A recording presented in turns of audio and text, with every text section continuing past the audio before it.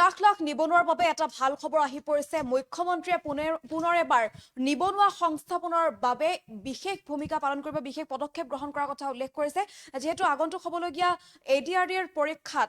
অনুষ্ঠিত হ'ব তৃতীয় আৰু চতুৰ্থ বৰ্গৰ পৰীক্ষাত যিসকলে আশানুৰূপভাৱে ফলাফল লাভ নকৰিব অৰ্থাৎ চাকৰি নাপাব তেওঁলোকৰ বাবে বিশেষভাৱে বিকল্প ব্যৱস্থা গ্ৰহণ কৰা হ'ব বুলি মুখ্যমন্ত্ৰীয়ে ঘোষণা কৰিছে আমি সবিশেষ খবৰৰ সবিশেষ লৈ আনিছো এটা ভাল খবৰ আহি পৰিছে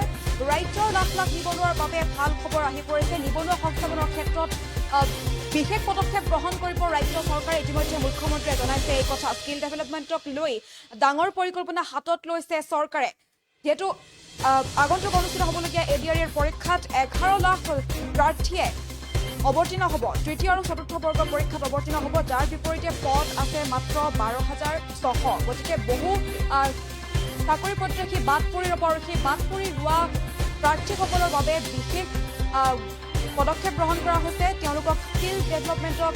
লৈ পৰিকল্পনা হাতত লৈছে তেওঁলোকৰ বাবে ব্যৱস্থা গ্ৰহণ কৰিছে বাদ পৰি ৰোৱা প্ৰাৰ্থীক স্কিল এডুকেশ্যন স্কিল ট্ৰেইনিং দেশৰ বিভিন্ন কোম্পানী আদিত নিয়োগ কৰাৰ ব্যৱস্থা গ্ৰহণ কৰা হ'ব যিদৰে নিয়োগৰ বাবে স্বচ্ছ আৰু নিকাভাৱে পৰীক্ষা পাতিছে ঠিক তেনেদৰে বিকল্পভাৱে চাকৰি নোপোৱাসকলকো নিযুক্তি প্ৰদানৰ ক্ষেত্ৰত চৰকাৰে বিশেষ পদক্ষেপ গ্ৰহণ কৰাৰ কথা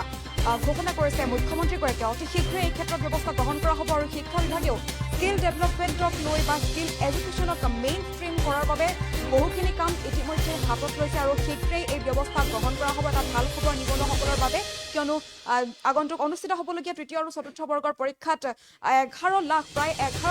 প্ৰাৰ্থীয়ে অৱতীৰ্ণ হ'ব আৰু যাৰ বিপৰীতে 12,600 পদহে আছে গতিকে বহু প্ৰাৰ্থী বাদ পৰি ৰ'ব আৰু সেই বাদ পৰি ৰোৱা প্ৰাৰ্থীসকলৰ বাবে এতিয়া ডাঙৰ এটা গুৰুত্বপূৰ্ণ ঘোষণা কৰিছে মুখ্যমন্ত্ৰীগৰাকীয়ে তেওঁলোকৰ বাবে বিকল্প ব্যৱস্থা গ্ৰহণ কৰা হ'ব বাদ পৰি ৰোৱা প্ৰাৰ্থীক স্কিল এডুকেশ্যন অথবা স্কিল ট্ৰেইনিং দিয়া হ'ব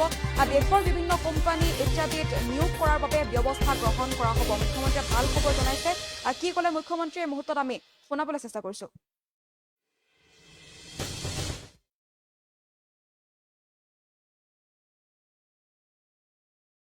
কাৰণে অসমত বহুত ডাঙৰ পৰিকল্পনা হাতত লৈছো আজিও মোৰ মিটিং আছে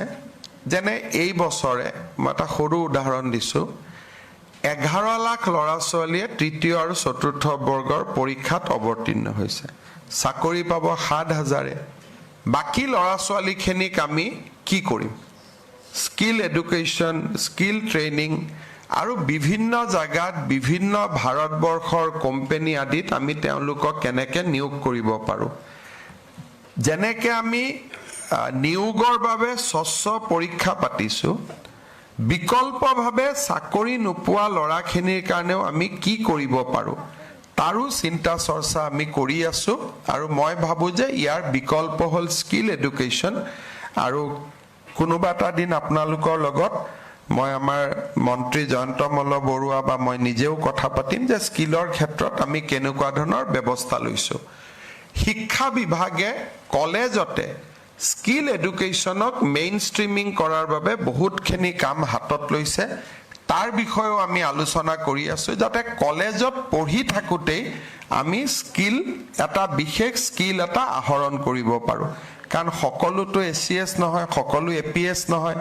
সকলো শিক্ষক নহয় শিক্ষয়িত্ৰী নহয় লিমিটেড স্কোপ আছে কিন্তু এই লিমিটেড স্কোপৰ মাজত আমি যদি তেওঁলোকক স্কিল এডুকেশ্যন দিব পাৰোঁ তেতিয়ালে বহুত ডাঙৰ এটা সমস্যাৰ সমাধান হ'ব এডুকেশ্যন ডিপাৰ্টমেণ্ট আৰু স্কিল এডুকেশ্যন দুইটাই এই দিশত কাম কৰি আছে যিকোনো খবৰৰ বাবে যোগাযোগ কৰক 7099017330 আৰু 7099017110 নম্বৰত